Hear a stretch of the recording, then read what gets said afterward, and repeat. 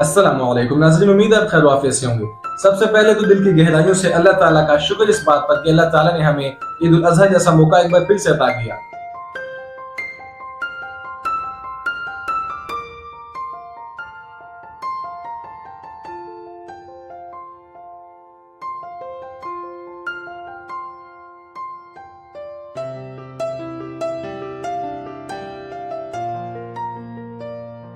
اور میری طرف سے آپ سب کو بڑی عید کی خوشیاں مبارک ہوں۔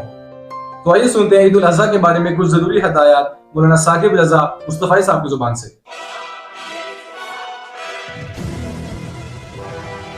پوچھا گیا حضور یہ قربانیاں کیا ہیں؟ فرمایا تمہارے باپ ابراہیم کی سنت ہے، اور فرمایا کہ ان کو خوش دلی سے اللہ کی راہ میں قربان کرو۔ قیامت کے دن یہ اپنے بالوں کے ساتھ، اپنے سینگوں کے ساتھ اور اپنے کھروں کے ساتھ آئیں گے، اور یہ بھی ارشاد فرمایا کہ کل پل صراط پر یہ سواریاں بن کے تمہیں پل صراط سے پار لگائیں گے۔ اور جب قربانی کے لیے کوئی شخص جانور خوش دلی کے ساتھ رضائے الہی کے حصول کے لیے ذبح کرتا ہے تو اس جانور کا خون زمین پر گرنے سے قبل یہ عمل قبول کر لیا جاتا ہے۔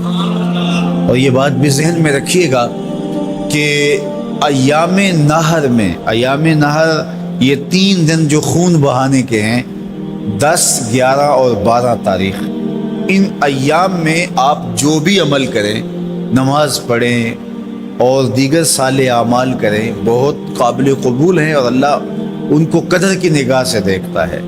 لیکن ان ایام میں جو سب سے زیادہ اللہ کو محبوب عمل ہے وہ راہ خدا میں خون بہانا ہے، قربانی پیش کرنا ہے۔ تو قربانی کا کوئی اور متبادل نہیں ہو سکتا۔ کچھ لوگ یہ فلسفہ ان دنوں کے اندر بیان کرتے ہیں کہ 20-50 ہزار کی قربانی کرنے کی بجائے اتنے اگر کسی غریب کو دے دیے جائیں تو اس کے 2-3 مہینے خیریت سے گزر جاتے ہیں، اور وہ گھر کے اندر جو ہے وہ ضرورت کی چیزیں ڈال لے تو گوشت تو 2-4 دن کے اندر کھایا پیا جاتا ہے، ختم ہو جاتا ہے۔ لیکن اگر اتنے پیسے کسی غریب کے گھر دے دیے جائے تو یہ اچھی بات ہے۔ تو اسلام کب اس عمل سے روکتا ہے؟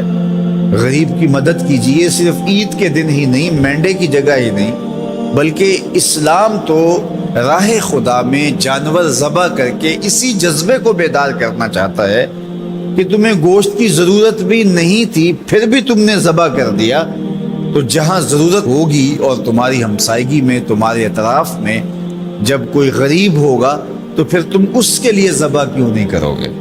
اس کے لیے تم قربانی کیوں نہیں کرو گے؟ اِثار کیوں نہیں کرو گے؟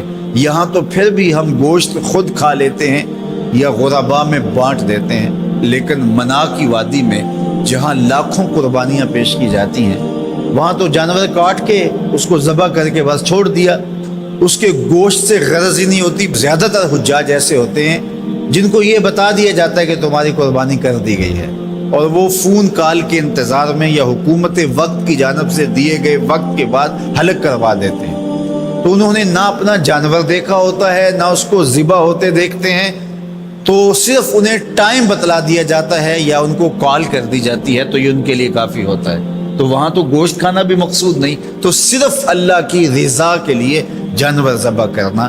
تو جب رضا الہی کے لیے جانور ذبح کرنے کا جذبہ پیدا کر کے تمہیں راہ خدا میں خرچ کرنے کی ترغیب دی جاتی ہے تو پھر تم پورا سال خرچ کرو گے، تمہارے لیے کوئی مشکل اور کوئی مشقت نہیں ہوگی۔ لیکن اگر تم جو ہے وہ اس جذبہ خیر سے نور حاصل نہیں کرو گے تو پھر تمہیں یہ دولت نصیب نہیں ہوگی۔ تو سب سے افضل عمل ان 3 ایام کے اندر جو بتایا گیا وہ یہی ہے کہ راہ خدا کے اندر خون بہانا ہے۔ اللہ کے محبوب علیہ الصلوۃ والسلام کی خدمت میں جو ہے وہ مینڈے لائے گئے جو چتکبرے تھے، اور حضور علیہ الصلوۃ والسلام نے اپنے مبارک ہاتھ سے ان کو ذبح کیا۔ تو عید قربان یہ ایثار کی عید ہے، یہ قربانی کی عید ہے، اور اسلام ہمیں قربانی سکھاتا ہے۔ اسلام لمحہ لمحہ قربانی ہے، ایک ایک ساعت اسلام قربانی کا نام ہے۔ ناظرین یہ ویڈیو اچھی لگے تو لائک کیجیے گا، سبسکرائب کیجیے گا۔ یہ ویڈیو آپ کو کیسی لگی ہے کمنٹس میں بتائیے گا۔ ملتے ہیں اگلی ویڈیو میں، تب تک کے لیے اللہ حافظ۔